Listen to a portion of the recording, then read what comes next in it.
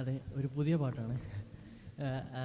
Okay, റോണച്ചാൻ അത് I don't know, like ഇന്ന് ഞാനിങ്ങനെ ഞാൻ ട്രെയിനിലാണ് വന്നത്. അപ്പം ട്രെയിനിൽ വരുന്ന വഴിക്ക് ഞാനിങ്ങനെ I was actually reading upon love of the father, പിതാവിൻ്റെ സ്നേഹം.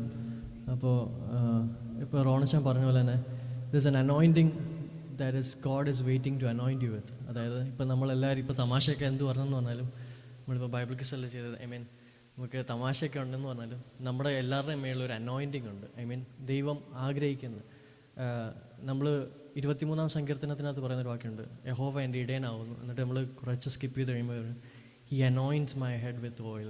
ഹി അനോയിൻസ് എന്ന് പറയുന്നത് ഹി അനോയിൻറ്റഡ് മൈ ഹെഡ് എന്നല്ല പറയുന്നത്, പാസ്റ്റിൽ അനോയിൻറ്റ് എന്നല്ല, he annoyance my head with oil in the presence of my enemies, and my cup overflows. So there's an overflowing and he anoints. So ദാവീദ് വിൽഡർനെസ്സിനായിരുന്നപ്പോൾ an anointing came searching for him through Samuel. So and this anointing happens, റോണച്ചൻ പറഞ്ഞ പോലെ ഞാനും experience ചെയ്തിട്ടുണ്ട്. when we pray, ചിലപ്പോൾ രാത്രി നമ്മൾ തനിച്ച് പ്രാർത്ഥിക്കുമ്പോഴായിരിക്കാം, നമുക്കറിയത്തില്ല, God comes and anoints. The love of the Father is seen in that anointing. അതായത് ഈ അമ്മമാർ പിള്ളേരുടെ തലയിലൊക്കെ എണ്ണ ഇങ്ങനെ ഒഴിക്കും പോലെ നീങ്ങി വാടാ. ഈ ആടും ഞാൻ കേട്ടിട്ടുണ്ട്, ആട്ടിടയന്മാർ ആടുകൾ ഇടേൻ്റെ അടുത്ത് വരുമ്പോൾ when it comes to the ആംസി വെക്കുമ്പോഴത്തേന് ഈ എണ്ണ കൊണ്ട് എണ്ണ പെരട്ടും. കാരണം എന്ന് പറഞ്ഞു കഴിഞ്ഞാൽ the bucks won't, അങ്ങനെ കണ്ട ഈ കീടങ്ങൾ തല നിൽക്കാതിരിക്കാൻ വേണ്ടി എണ്ണ കൊണ്ട് അഭിഷേകം ചെയ്യും. അപ്പോൾ അതാ ദാവീദ് പറയുന്നത്, you anoint my head with oil. ഞാൻ ഈ പാടാൻ പോകുന്ന പാട്ട്, it's actually a song that God gave me. ഞങ്ങൾ ചർച്ചിൽ ഇങ്ങനെ പ്രാർത്ഥിച്ചുകൊണ്ടിരിക്കുമായിരുന്നു. ആൻഡ് ഇങ്ങനൊരു വേഴ്സ് വന്നു. I was playing my guitar and this verse came in my God.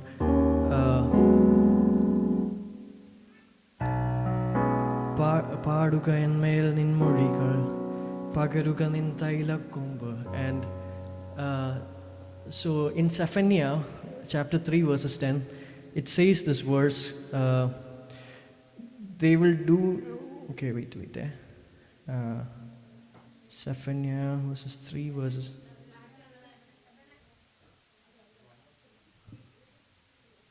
അതിന് 3 ഉണ്ട്. എനിക്ക് ഞാൻ എവിടെയാണ്, he rejoices over you with singing എന്ന് പറയുന്നൊരു വാക്കുണ്ട്.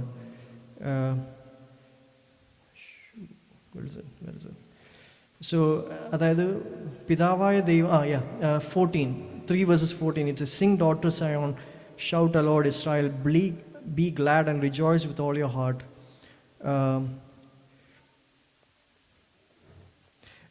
Verse 17, the Lord your God is with you, the mighty warrior who saves. He will take great delight in you.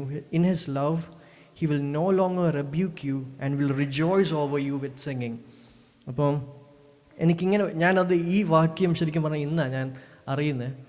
But I San this word saying, God, sing your song over my head. In Joel it says, അവൻ സകല ജഡത്തിന്മേലും അവൻ്റെ ആത്മാവിനെ പകരും, പുത്രന്മാരും പുത്രിമാരും പ്രവചിക്കും. ഇത് കെട്ടുകഥകളൊന്നുമല്ല. If God said that, it's not an exaggeration, ചുമ്മാ ഇമോഷണൽ ആക്കാൻ വേണ്ടി പറഞ്ഞതല്ലേ. It's a truth. He anoints your head with oil. So the song goes like this. പാടുക എന്മേൽ നിൻമൊഴികൾ, പകരുക നിൻ തൈലക്കൊമ്പ്. Okay, nice. മൈക്കിൻ്റെ ട്രബിൾ ഒന്ന് കൂട്ടോ, ഭയങ്കരമാണ്. പാടുക എന്മേൽ നിൻമൊഴികൾ, പകരുക നിൻ തൈലക്കൊമ്പ്, സുഗന്ധമായി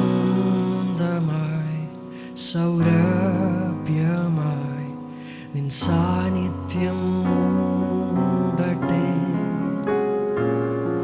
നിൻ ശക്തിയതൻ ആഴങ്ങളെ അളവില്ലാതെ ഞാനറിയാം. സുഗന്ധമായി സൗരഭ്യമായി നിൻ സാന്നിധ്യം മൂടട്ടെ,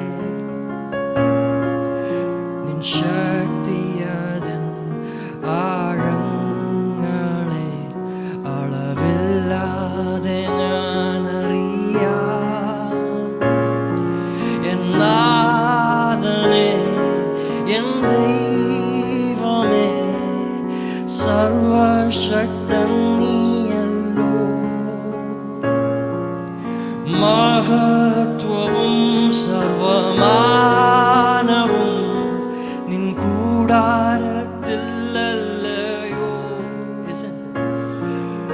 നാഥനേ എൻ ദൈവമേ സർവശക്തൻ നീയല്ലോ. മഹത്വവും സർവമാനവും നിൻ കൂടാരത്തിലല്ലയോ. And the second verse goes like this. മാൻപേട കാൽകൾ പോലെ കഴുകൻ തൻ ചിറകു പോലെ